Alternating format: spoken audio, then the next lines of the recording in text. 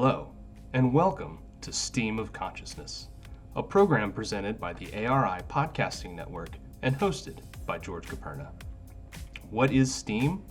S.T.E.A.M stands for Science, Technology, Engineering, Art, and Mathematics. During each episode, we will take a few minutes to sit down with professionals in different STEAM-related fields to give them an opportunity to share their story and give their perspectives with the goal of promoting career awareness to potentially interested students, young professionals, and of course, anyone else who shares a fascination with these areas of study. And now, please join us as we tap into the STEAM of consciousness. Welcome to STEAM of Consciousness. I'm George Koperna, your host, and today we're joined by Dr. Sean Brennan of the United States Geological Survey, or we'll abbreviate it as USGS throughout today, I'm sure. Welcome, Sean. Oh, thanks for having me on. I'm very excited. Yeah. How are you today, by the way? I'm doing okay. Can't complain. It's a sunny good. day out, no rain, so it's all good. Yeah. So tell us a little bit about what you do at the USGS, Sean. Sure. I am a supervisory research geologist with the USGS. So I supervise about 4 other scientists here, and I also co-lead a project called the Carbon and Energy Storage Emissions and Economics Project. It's kind of a large project which started as a carbon dioxide storage project, storing CO2 in the subsurface in geologic strata, a kilometer or deeper below the surface. And then that slowly has grown to looking at all things related to pore space in the subsurface. So pore space is all of the stuff deep below the surface that's not rock. So you have rock, and then you have areas in between those rock grains that are open, and you have fluid in there, water, gas, oil, and in some cases, we're interested in putting carbon dioxide there. So we try to understand pore space in the subsurface. We also look at the economics of doing all of this work. So it's kind of a wide-ranging project that's involved with the energy transition and taking full advantage of all of the resources that the U.S. has in its lands. And I can really see where geosciences fit into that. And thinking about where you started, do we go back to high school? What was kind of the inciting activity for you or item that you said, hey, geoscience or geology or what it may be? So in high school, I did not know much about geology at all, but I was a founding member of my high school's outdoor club. I went to high school in New York City at a small Catholic school called Regis. Not a lot of chance to get outside short of going to Central Park. So we worked with a faculty member and got set up to go on these weekend trips to upstate New York or Pennsylvania and go on hikes and learn about nature and learn about stuff around us. And I remember on one of those trips, when I was up in the mountains, I found what I knew was a marine fossil. I knew it was from the ocean, but I couldn't figure out why it was in the mountains. So I did not have a really good geology background until I got to college. And did that predicate your choice in career when you were thinking about entering college and enrolling? Eventually, when I went to college, I knew 2 things beyond a shadow of a doubt, that I was going to be a philosophy major and a lawyer. And well, 18-year-olds do not have their whole lives mapped out, and here I am, neither. But I started taking some geology classes at the school that I went to. It was a small school in Pennsylvania called Franklin and Marshall, 1,600 people. My kids' high school was 50% bigger than my college. But they had a really good geology program there, had put out a lot of people who went on to get a PhD. So I said, I need to take advantage of what's before me. So I decided I would take a geology class. I thought it was pretty cool. And I took another one, and I decided to minor in geology and still major in philosophy and go to be a lawyer. And then eventually slowly transition into a full geology major. But what was exciting about it was thinking about how geology, you get to go outside and play. And that's what I wanted to do, is go outside and play. And then if you can't go outside and play, you get to stay inside and play with toys. There's lots of cool science equipment that you get to work on when you can't go outside. So I thought that was great. So I slowly transitioned away from being a lawyer and stuck in an office and decided to go to do geology. And isn't it funny how we're stuck in an office as we matriculate up the thing? I had the same pathway. I like, oh, petroleum engineers get to be outside. That sounds awesome. Uh, Here we are at desks. But so largely your college choice was predicated on pursuing a legal degree eventually and a philosophy degree in earnest first. Yeah, yeah, and also finances. They gave me a lot of money to go there, so that was it was a really good school, and I could afford to go. So that was definitely it. It was also small, which I liked. My high school was small, so I liked that I was going to a smaller college. Um, and then it wasn't until I got to grad school when I went to Kansas that I had the experience of a really large school. So it was nice to see both sides of it. But yeah, when I got to grad school in Kansas, that was when I really got to dive in deep with doing some cool research.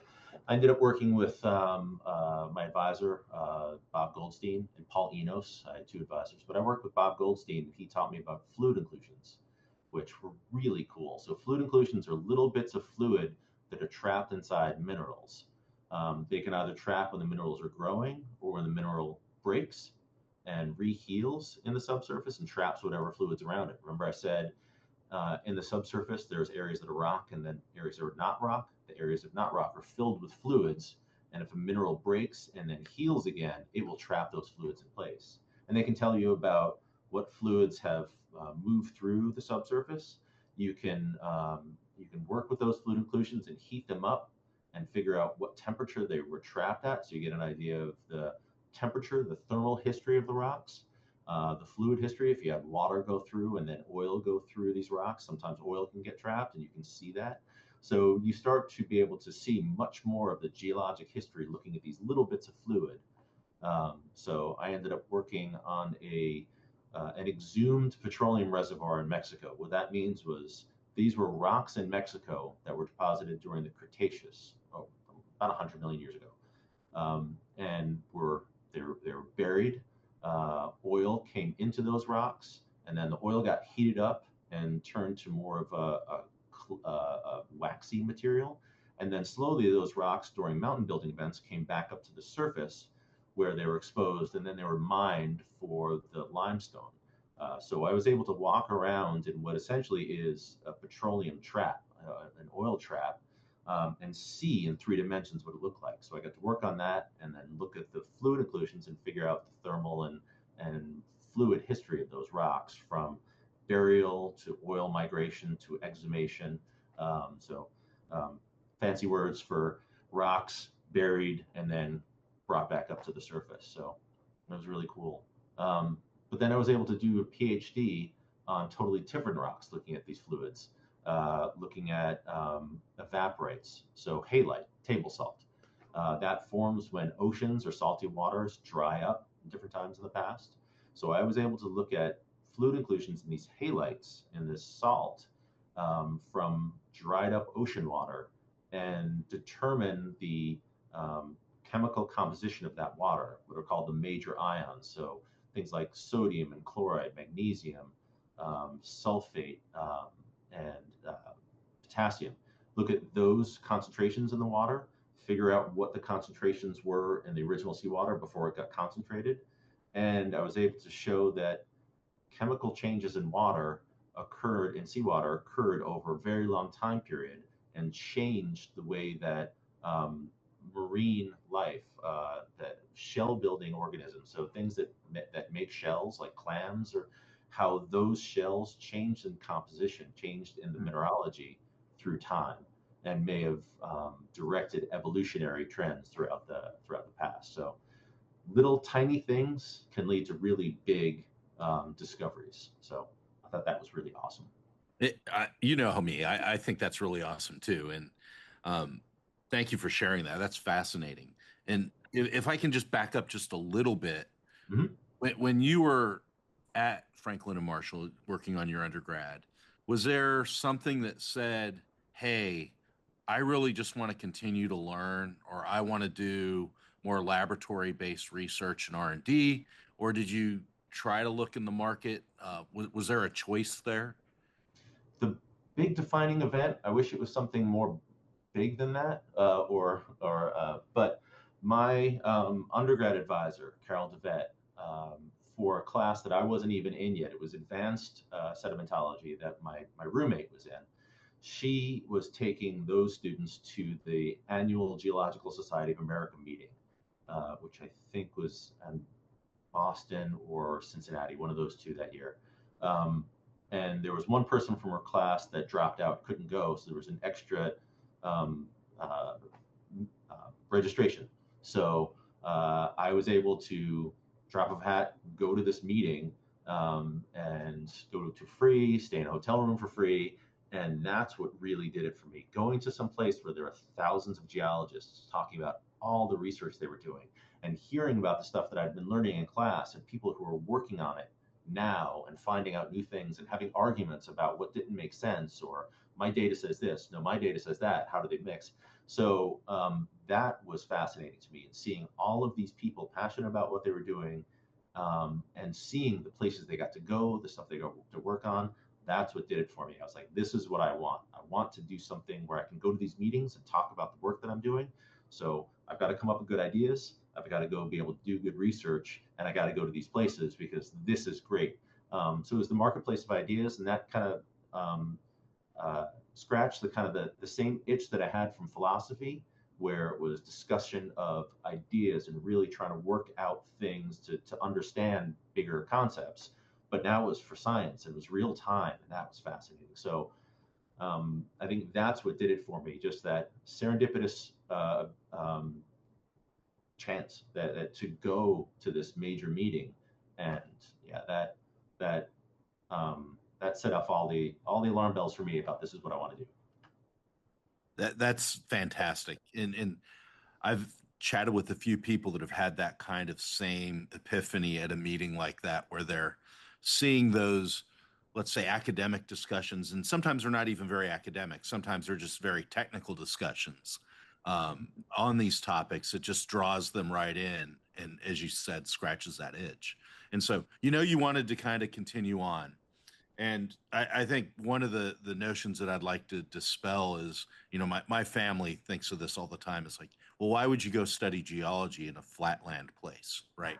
And there's nothing there. There's no mountains. There's no nothing in Kansas.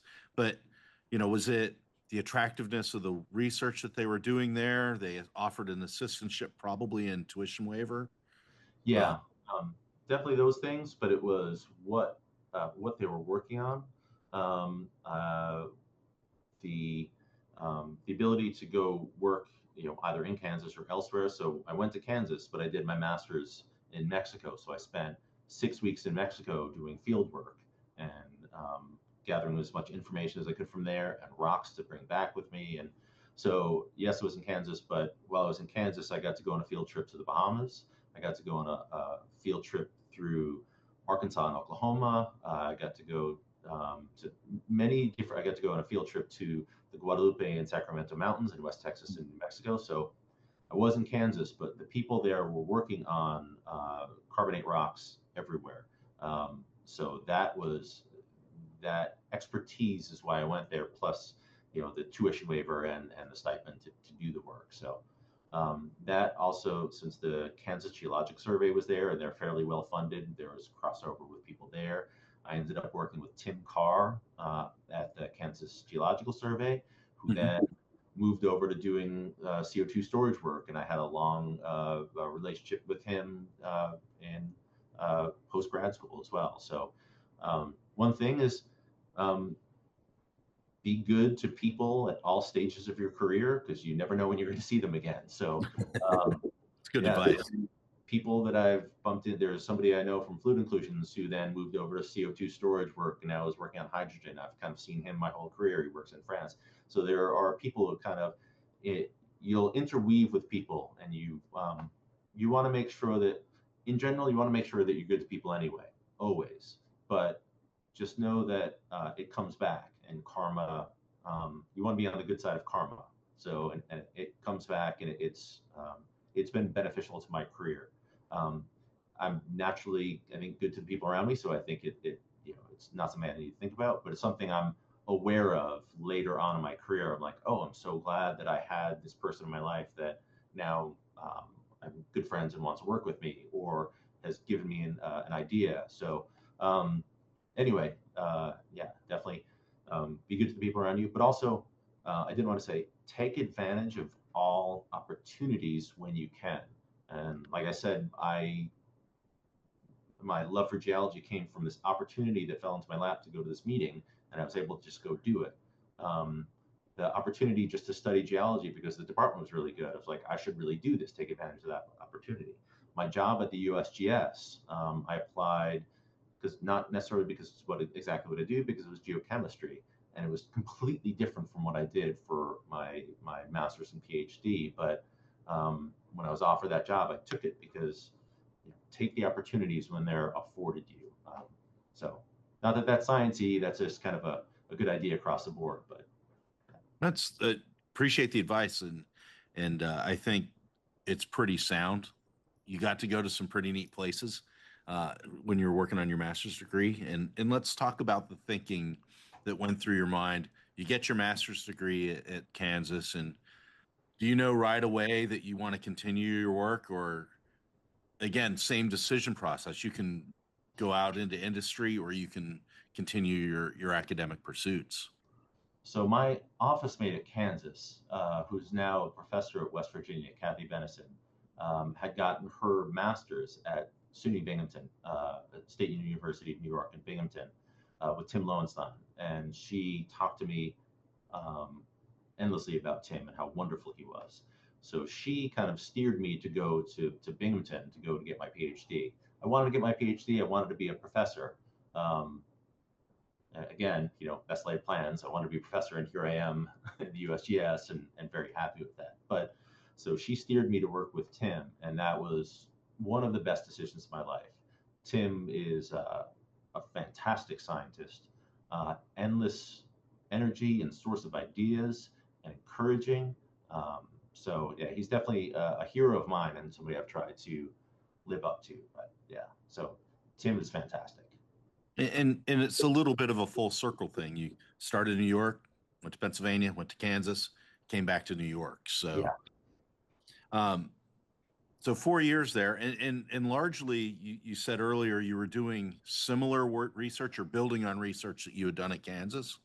Yeah, Um, that's where I started working on halite, because Tim has worked on salt deposits that do all sorts of things. He's worked on salt deposits in Death Valley to look at paleoclimate records, so you can get temperature trapped in these salts when they were deposited, and then tie that back to temperature.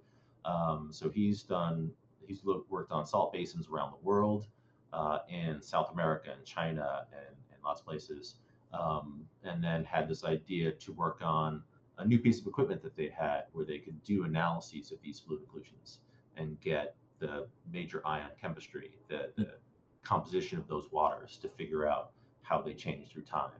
And his PhD advisor, Lori Hardy, was working with Steve Stanley at Johns Hopkins about this kind of idea about how um, ocean chemistry changed through time, tied to changes in plate tectonics. So faster or slower creation of oceanic crust at the mid-ocean ridges. The mid-ocean ridges are places right in the middle of the ocean where new rock is being formed, and Iceland is at the northern edge of the Mid-Atlantic ridge. So that's where it kind of comes above the surface. But when those are faster or slower, that can broadly change the chemistry of water. That was their idea. And then we looked at salt to figure that out through time, and figured out that that was probably right. The coolest thing from that was my idea. I wanted to work on the Cambrian explosion of life. That was something Darwin identified as a sudden time when there were suddenly shells in rocks. Older rocks didn't have shells, and then at this certain time in the past, all of a sudden the limestones and sand, they were filled with shells. So I wanted to work on that, why that happened, and I was able to use fluid inclusions, this new piece of equipment, to do these analyses to show that the calcium concentration over about 15 million years went up threefold. So that incredible increase in calcium concentration led to calcium toxicity in cellular animals, and they needed to deal with that calcium. And the ones that could create to kick it out and create a shell are the ones that survived, and that's why the shells kind of came to be. So I was able to kind of take something that I was fascinated by with my PhD advisor's expertise, this new piece of equipment, and then do some really cool science in the lab. That is really cool. And so at the end of that, you're 4 years ish to get your PhD, and now are you looking at postdoc to continue research? You looking at you mentioned you had an opportunity. When did that USGS opportunity and how did that come about? As I was finishing out my PhD, I applied for this USGS job, and I was offered the job before I was done. And I ended up handing my dissertation over to my committee to read, packed up in Binghamton, moved here to Northern Virginia to work at the USGS. And then before I started here, I went back to Binghamton, defended my dissertation on a Friday, handed it off to the school, and then started work at the USGS on a Monday. I was incredibly lucky to go right from a PhD to a job and not have to do a postdoc like a lot of other scientists do. So, yeah, it was end of my PhD, right to a job here at the USGS. And you mentioned it wasn't still doing the fluid inclusion stuff, but it was looking at water chemistries. And how did that translate? At this time, my the person who hired me, Bob Burris, had a job, had a project, small project, looking at carbon dioxide storage. It was called sequestration at the time, carbon dioxide sequestration, storing carbon dioxide in the subsurface, which is what I do now. And he needed somebody to come in and work with him on that. So since I had a geochemistry background, he knew me from my master's because he worked with my master's advisor, Bob Goldstein, at Gulf Oil in Pittsburgh. Uh, Bob Burris hired Bob Goldstein after he finished college in 3.5 years from Juniata, where they both went to college, to work for 6 months for him at Gulf. So because of that, I knew Bob Burris, he knew me, knew my skill set, and said, "Yeah, you can do this." So I started learning everything I could about CO2 storage, which was using chemistry background I had. You needed to know temperature and pressure in the subsurface. You needed to know about what fluids were in the subsurface. So I took all of that fluid knowledge and all of that thermodynamic temperature, pressure knowledge and applied that to CO2. And then that's what I've been doing ever since is CO2 storage, but also understanding naturally occurring CO2 in the subsurface. There are some places where there are traps that are filled with almost 100% carbon dioxide. So I work on that.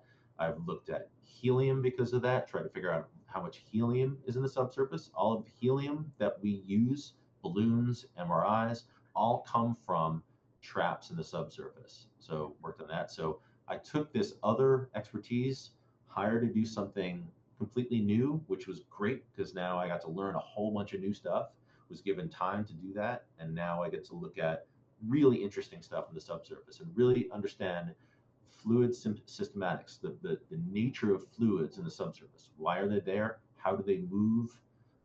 What can we learn about the past when we're looking in the future about how we're going to store CO2?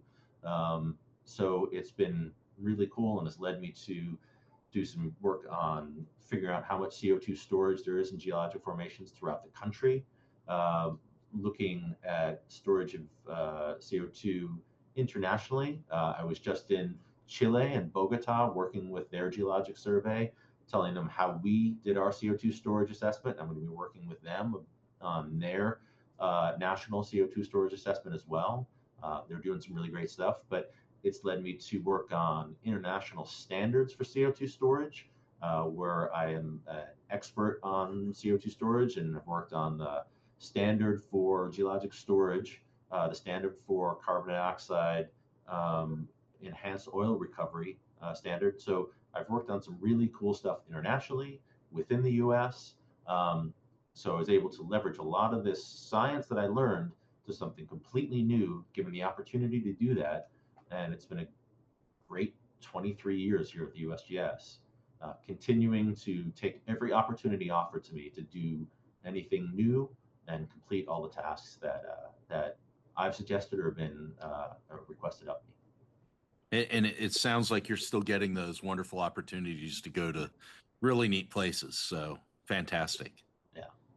And Sean, I think we're closing in on the end here, and I like to ask one last question. Mhm. What do you love about your job?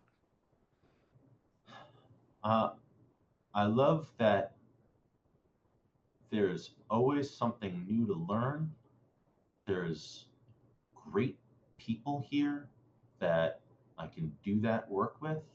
Um, I really love the experts that are in this building or that I have access to.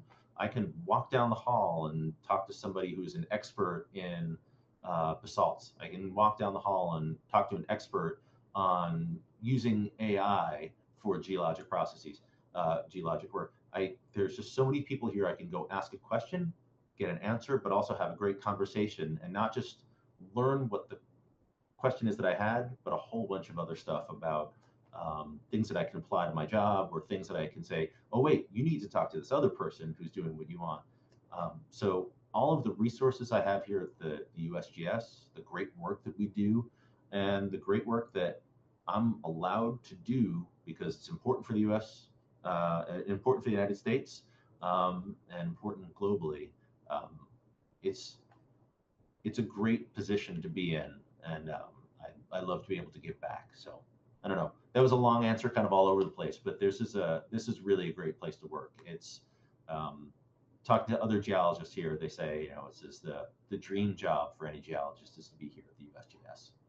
Well, I think 23 years speaks for itself, as you said. So, and thank you very much. It's really highlighting, I think, the benefits of having opportunities at your job, working with people that you're copacetic with and get along with, and can really, let's say, tantalize your brain when you need it tantalized. And so, I'd like to thank you for taking time, Sean, to sit with us today. And this has been a presentation of the ARI Podcasting Network. I'd also like to thank Ryan Kessler for producing this podcast. I appreciate it. Thank you. Thank you so much. This was fantastic. I really enjoyed it, and thank you for the opportunity. I love to talk about science, and so I appreciate it. Thanks.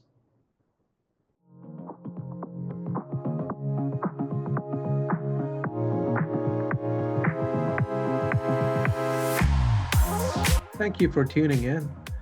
Be sure to listen to new episodes of Stream of Consciousness available on your preferred podcast listening station.